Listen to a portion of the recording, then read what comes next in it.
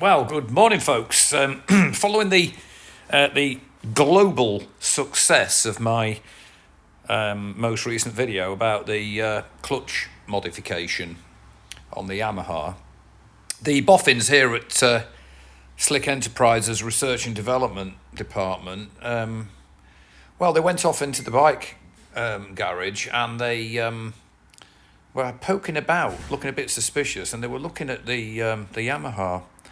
I'm always a bit bothered when they start leaving the lab, really. But anyway, they were poking about and they said, look, this bike's 30 years old. And what about things like brake, your rear brake lever that needs to have lubrication? And we know the bike's been neglected. And they basically got together on a little kind of intellectual powwow. Probably creeping around me for a pay rise, but they said, look, we suggest that you have a look at under the bike at the brake lever. Well, I thought, okay, just to shut them up, I thought I'll do it. And here's what I found.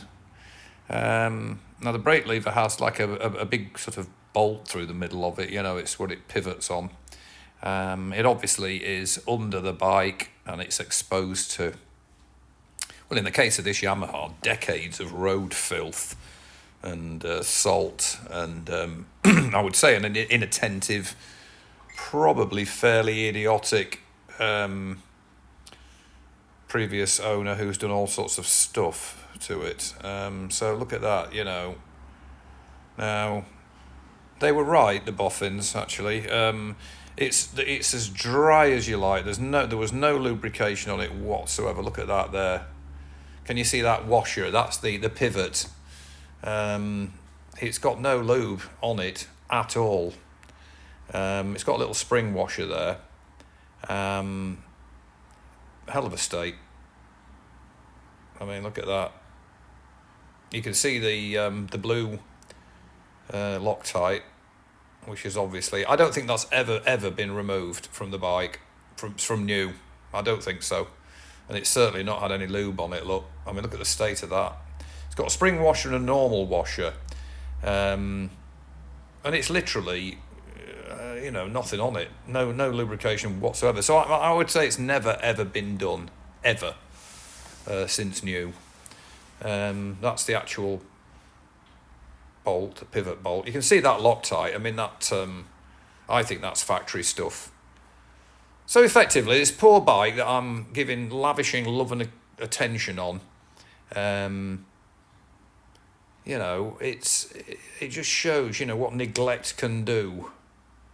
I suppose people, they might be too busy or too inept or not interested, whatever, to just look after stuff. It's a real shame. So what I did, I took the lever off, and I shoved it in my wood-burning stove. There we go, look, cooking nicely. Now, I think originally, I'm not sure if the lever was painted or whether it was galvanised. I suspect it was probably galvanised, being a Japanese bike. Now, the Royal Enfields, we know the gear change lever and the brake lever are painted. So, I don't have my home galvanising kit anymore. I used to do a lot of galvanising of parts. So I thought, well, I'll just paint it and lacquer it. So I burned everything off in the stove, got it red hot in there. It's just only mild steel anyway. It's not like the temper of the metal's destroyed or anything. It's just a lever.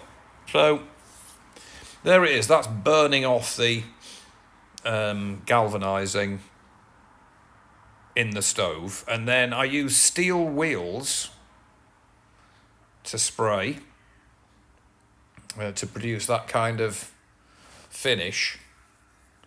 And steel wheels is quite durable, really. I mean, I've used it on the headers, exhaust headers, and it's, it seems quite a durable finish. So I thought I'll spray that, and then I found a tin of lacquer in the shed. So there it is, look. That's having burned off all the old, rust and mank that was on it. Steel wheels, I did about 3 coats of it.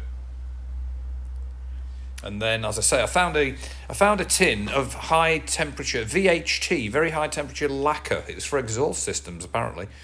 My foster son had it for his car, and it sat in the garage for forever. So I thought, oh, good, I'll borrow that. So sprayed that. Came out looking like this. So it's had probably 4 coats actually of steel wheels. And I thought if it's good enough for the Royal Enfield, it's good enough for the Yamaha. Then I turned my attention to the actual pivoting bolt thing. And as you can see, I got a very fine file on it to get all the rust off it.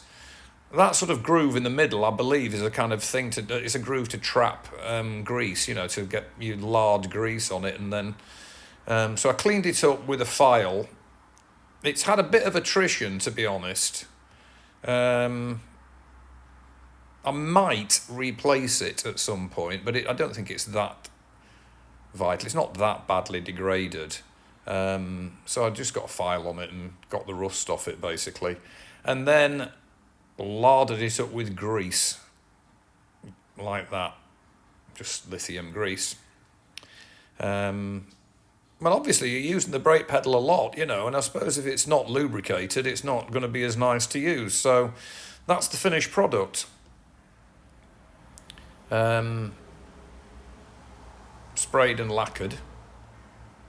So it's just, in my view, it's just not spending a fortune, just making the best of it and improving it, which I've undoubtedly done on the bike. I'll take some pictures of it once it's all finished and, some side views and things. And I'll do I've got one before picture of a very sad looking bike out in the rain where it had sat for 5 years. Really bad.